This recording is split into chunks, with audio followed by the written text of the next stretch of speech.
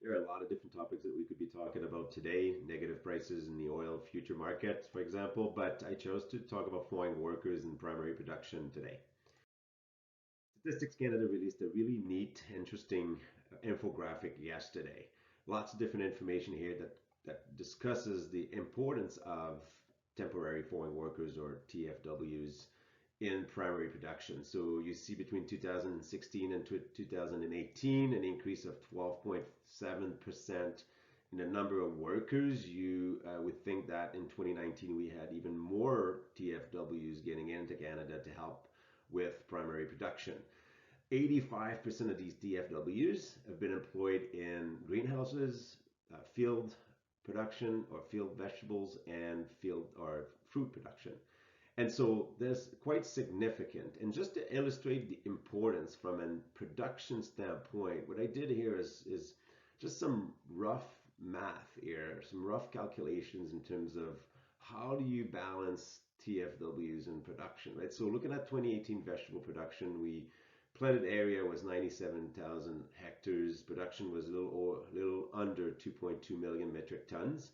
And if you apply that 24% of TFWs in the production of field vegetables, out of that 54,000 TFWs that were available, you get a number of TFWs assigned for vegetable production equal to 13, a little bit over 13,000 TFWs assigned to vegetable production in 2018.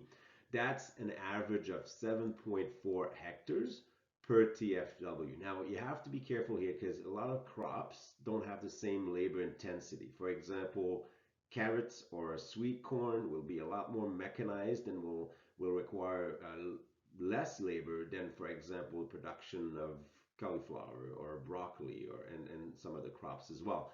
So that 7.4 hectares per TFW is going to be lower for broccoli and cauliflower, perhaps as low as 2.5 or 3 hectares per TFW. So to say that we may have issues bringing in TFWs into the country because of the COVID-19 crisis will not translate into a proportional decline in vegetable production. So it is expected that some businesses and some farms are going to be shifting their areas planted toward more mechanized crops. I was talking about carrots just moments ago, so we may actually end up with more production of certain crops in 2020 and lower production of the crops that are a lot more intensive in labor.